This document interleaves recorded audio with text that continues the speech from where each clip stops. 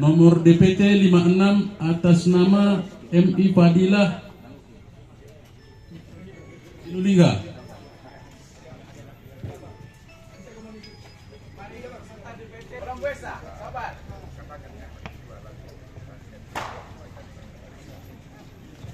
Nomor DPT 08 atas nama Angga.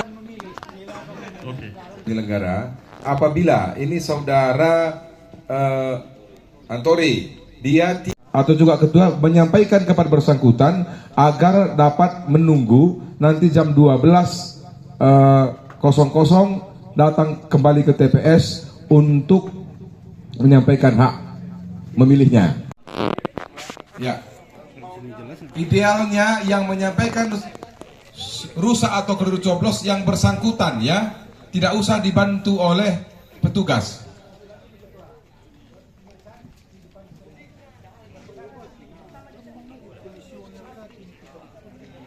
Ya. Pemilih ke pengawas. Mohon izin saksi, ini ada pemilih yang mengantarkan surat suaranya rusak. Apakah ini bisa diganti? Ya. Kita melakukan TPS real dengan jumlah DPT yang hanya berjumlah 100. Rekan-rekan, bagaimana menumpuknya surat suara di meja? Ini perlu diantisipasi. Apabila nanti surat suara itu sudah mencapai lebih dari 250, ya, itu supaya ketua KPPS pemilih kita. Baik, kami kira proses simulasi sudah dapat kita mulai lagi. Silakan ketua KPPS. Ada di situ dan mendapat persetujuan saksi dan pengawas TPS. Apabila pemilih yang tidak membawa KTP, dapat kita berikan hak suaranya. Jelas ya? Untuk terjadinya potensi konflik di TPS. Ya, dilanjutkan. Warna dari surat suara.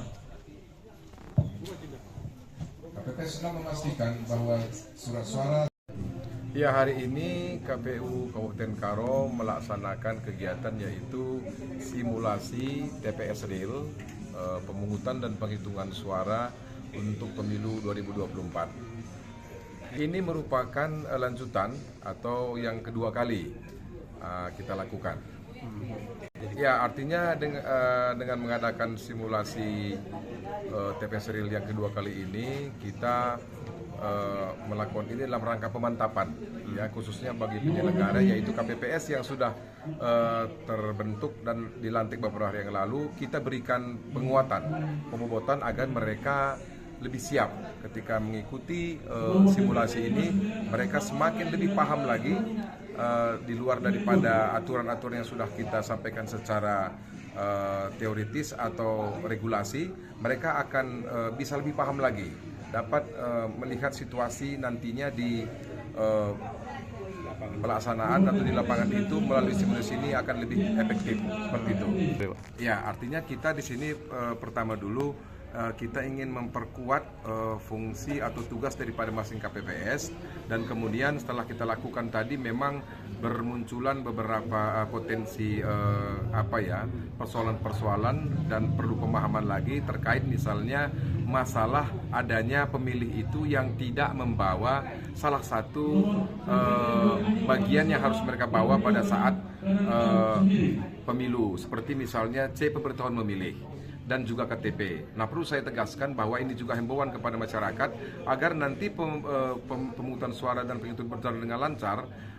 Pemilih itu sebaiknya membawa C pemberitahuan dan identitas KTPL di TPS-nya, agar nanti itu sangat membantu di dalam proses alur pemungutan suara tanggal 14. Karena apabila pemilih atau masyarakat tidak membawa, tentu nanti ini menjadi hal yang perlu KPPS kemudian melakukan pengecekan lagi dan sebagainya. Jadi melalui simulasi ini juga kami KPU Kabupaten Karo menghimbau kepada seluruh masyarakat dan daftar pemilih agar yuk kita sama-sama bawa kelengkapan-kelengkapan seperti C pemberitahuan dan KTP atau identitas kita pada saat pemungutan suara. Ini saya kira yang penting kepada masyarakat. Harapan kita setelah dilakukannya simulasi hari ini, para penyelenggara khususnya KPPS, ya, mereka semakin lebih siap dalam menghadapi atau mempersiapkan diri dan kemampuan mereka dalam melayani masyarakat pemilih pada saat pemilu 2024 tanggal 14 Februari nanti. Demikian juga kepada hal yang lain seperti stakeholder, kepada pihak kepolisian, keamanan, TNI misalnya, mereka juga memiliki peran-peran yang harus mereka lakukan di dalam pelaksanaan pemungutan suara itu nantinya.